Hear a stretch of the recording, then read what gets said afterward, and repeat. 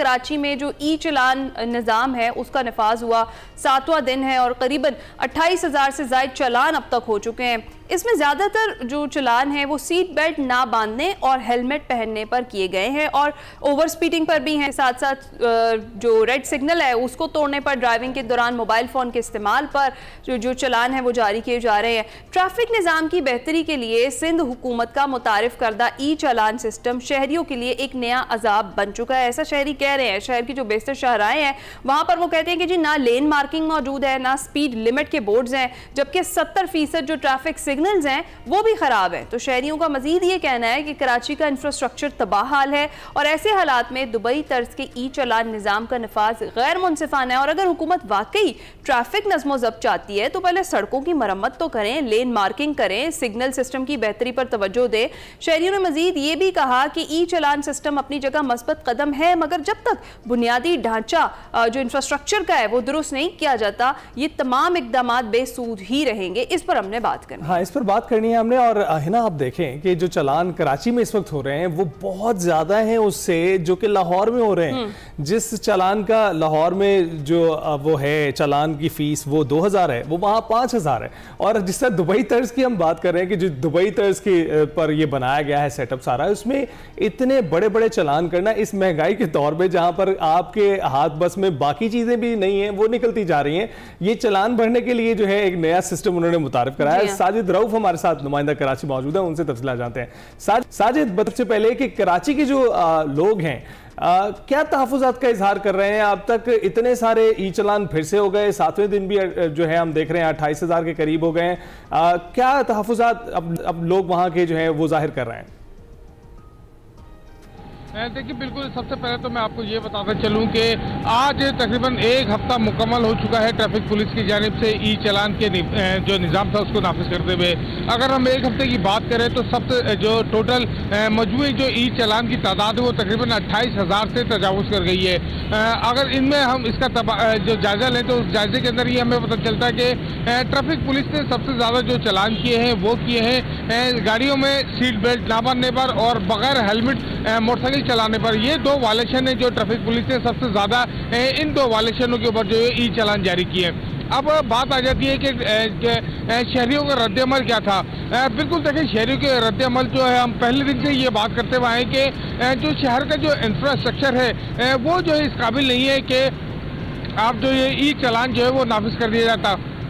सड़कों की टूट फूट है, जेब्रा क्रॉसिंग की बात करें, लैंड मार्किंग की बात करें, तजावीज़ात की बात करें, शहर में जो इंफ्रास्ट्रक्चर है वो बुरी तरह जो है वो टूट फूट का शिकार है, जिसकी वजह से जो लोग जो है वो काफ़ी हमें नाला दिखाई देते हैं। नंबर 2, अगर हम ई चलान के सूबे पंजाब सूबे से अगर हम इसका जायज़ा लें तो जो सूबा पंजाब में अगर 200 रुपये का चलान है तो वो कराची के अंदर जो ई चलान जो नाफिज किया है उसकी तादाद वो रकम का जो जुर्माना है वो तकरीबन 5,000 है। लोगों का बड़ा कहना है कि एक सूबे में जो है वो 200 रुपए का जुर्माना किया जा रहा है, जबकि दूसरे सूबे के शहरियों पर जो है 5,000 इंतजामिया का क्या कहते हैं, क्यों इतने भारी भरकम चलान कराची में? देखिए, उनसे जब हमारी बातचीत हुई तो उनका यही कहना था कि भारी जुर्माने का मकसद ये था कि कराची के शहरियों में ये खौफ पैदा करना है, ये डर पैदा करना है ताकि वो ट्रैफिक कवानीन की खिलाफ वर्जी ना करें। लेकिन अगर हम बात करें, अगर जब तक आप कराची के शहरियों को सहूलियत फराहम नहीं करेंगे, एक निज़ाम फराहम नहीं करेंगे, उस वक्त तक जो है वो जो है इस किस्म के चालान जो है वो नाफिज करना जो है वो बड़ा मुश्किल हो जाएगा ट्रैफिक पुलिस के लिए। सबसे पहले आपको जो है शहर का इंफ्रास्ट्रक्चर है उसको बेहतर करना चाहिए था। तमाम सिग्नल्स जो है वो प्रॉपर काम कर रहे होते, जेब्रा क्रॉसिंग बनी हुई थी, लैंड मार्किंग की जानी चाहिए थी, जुर्माने कम रखने चाहिए थे। आपको मजे की एक और बात बताऊं कि कराची में जो सेफ सिटी प्रोजेक्ट है उसके तहत जो तकरीबन 12,000 से ज़ायद कैमरे लगने हैं, लेकिन सिर्फ अभी जो है वो 1,073 कैमरे जो है वो लगे हुए हैं, जिनमें ANPR जो कैमरे हैं उनकी तादाद 1,000 से ज़ायद है। 10% कैमरे भी नहीं है अभी शहर के अंदर। और जो है हुकूमत की जानिब से, ट्रैफिक पुलिस की जानिब से एक जो निज़ाम जो है कराची के शहरियों के ऊपर मुसल्लत कर दिया गया। चाहिए ये था कि शहर में अगर आप तकरीबन 20 कैमरे यानी 50 कैमरे भी लगा दिए जाते हैं, उसके बाद ये निज़ाम तो ठीक करके जो है वो इतने सारे कैमरे लगते हैं, तो अभी तो 28,000 चालान हुए हैं, फिर पता नहीं कितने होते हैं। बहुत बहुत शुक्रिया हमें जो ताज़ा तरीन सूरत हाल उससे आगाह करने के लिए। इस वक्त तर्जुमान सिंध हुकूमत नादिर कबूल साहब भी हमारे साथ मौजूद है। नादिर साहब, बहुत बहुत ज्वाइन करने के लिए, कैसे आप? मैं ठीक हूँ, आप कैसे हैं? बिल्कुल ठीक ठाक। नादिर साहब, इस वक्त तहफ़्फ़ुज़ात और रिजर्वेशंस हैं लोगों को, और कई लोग ये भी कह रहे हैं कि इंतज़ामिया जो है उन्होंने पूरे इंतज़ाम नहीं किए, लेकिन कैमरे लगा के चलान शुरू कर दिए हैं। इस पर क्या रद्द-ए-अमल देंगे?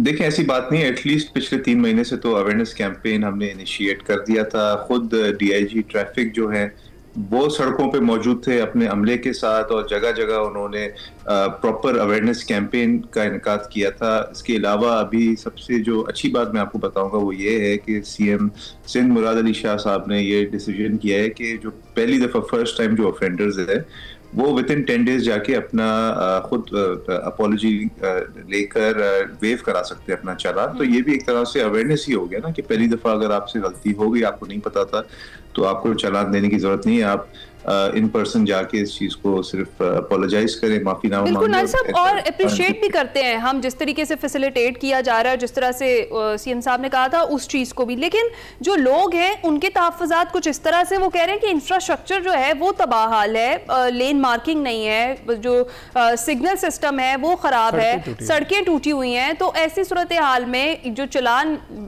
लग रहे हैं लोगों को, वो इस पर परेशान है, और वो ये कह रहे हैं कि अगर ये दुबई तर्ज का ई चालान सिस्टम ये जो है इसका नफाज अगर करना है तो फिर इंफ्रास्ट्रक्चर को भी बेहतर किया जाए पहले।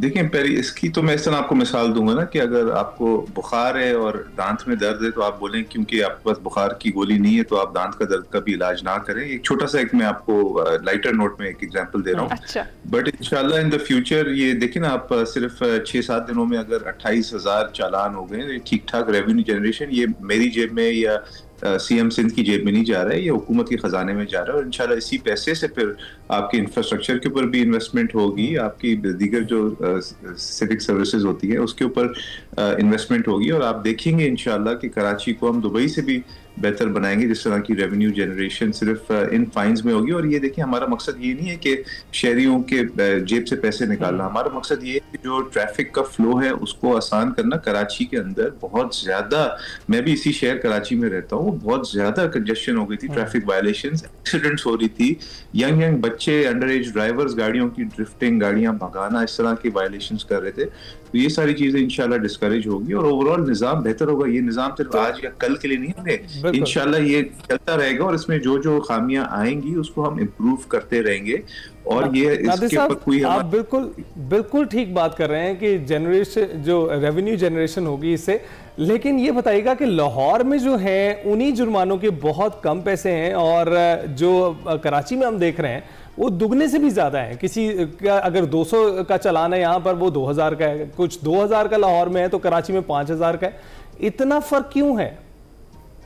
देखिए, पहली बात तो ये है कि लाहौर में बहुत पहले से ही सिस्टम आ गया था, तो आई गेस उस वक्त शायद उस तरह की महंगाई नहीं थी मुल्क में, तो कम रेट रखे गए थे। अभी हमने 2025 में ये चीज स्टार्ट की है। मैं एक छोटी सी आपको एग्जांपल देता हूँ कि लोग गाड़ियों में बेतहाशा काले शीशे, ब्लैक टिंटेड विंडोज लगवा रहे हैं और आज भी लगे हुए हैं। 5000 ऑन एवरेज लगता है एक गाड़ी के ब्लैक टिंट्स कराने में। और अगर पहले जैसे माजी में कराची सिंध के अंदर जो इस पे वायलेशन के जो चालान था वो 2000 रुपए था, लोग कहते थे भाई 2000 दे के 5000 के जो टिंट्स है कोई मसला नहीं, चला लो। अभी कम से कम इस तरह के हमने चालान लगाया है उस पे, ब्लैक टिंट्स पे और दीगर वायलेशंस पे, कि लोग अब डिस्करेज होंगे। इसका मेन मकसद ये डिटरेंट वैल्यू, लोग वो करेंगी नहीं, वो वायलेशन करेंगी नहीं। जैसे मोटरसाइकिल के ज्यादातर जो इशू हो रहे हैं चालान, वो हेलमेट ना पहनने के हो रहे हैं। अब हेलमेट मिल जाता है आपको 1000-2000 का मिल जाता है ऑन एवरेज। लोग अब यही बोलेंगे भाई 5000 का चालान देने से अच्छा है। तो नादिर साहब, आप ये जो रेवेन्यू जनरेशन है फिर इससे आगाही मुहिम भी चलाएंगे? क्योंकि आपको पता है कि जो तबकात मोटरसाइकिल्स पे जो हेलमेट नहीं पहनते हैं, इनको अक्सर पता भी नहीं होता है कि इतने सख्त जुर्माने इन पर हो सकते हैं। तो क्या फिर आप एड्स चलाएंगे इसको लेकर? देखिए, अब तो सोशल मीडिया पे जितने मीम्स चल रहे हैं, अब तो बच्चे को पता है कि इस तरह के चालान चल रहे हैं और लेकिन वो तस्दीक शुदा नहीं होते।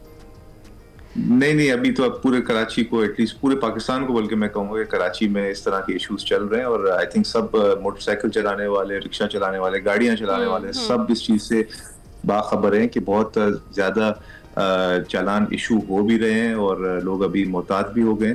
और अगेन वही वाली बात हो गई कि पहली दफा ऑफेंस पे आप जाके विद इन 10 डेज आप माफीनामा ले सकते हैं, वेव करवा सकते हैं और इंशाल्लाह 10 दिन का बहुत टाइम है ये। 10 दिन के बाद आप हेलमेट भी ले लेंगे, आप सीट बेल्ट भी पहन लेंगे, गाड़ियों के काले शीशे भी उतार। अच्छा नादिर साहब मैं ये पूछना चाह रही हूँ कि एक तो ये कि क्या ये जो जुर्माने इतने ज्यादा हैं और शहरी शिकायत भी कर रहे हैं, क्या हो सकता है ऐसा कि इनमें एक दफा नजरसानी इन पर कर दी जाए? और दूसरा ये मैं आपसे पूछना चाह रही हूँ कि बहुत सारे लोग इस चीज पर सवाल उठा रहे हैं, जो जमात इस्लामी है वो भी खुश नहीं दिखाई दे रही और MQM भी कह रही है, बल्कि फारूक सत्तार साहब तो कह रहे हैं कि अगर नहीं ये बंद किया सिस्टम इन्होंने तो फिर वो 60 लाख जो मोटरसाइकिल सवार हैं उनके साथ धरना दे देंगे।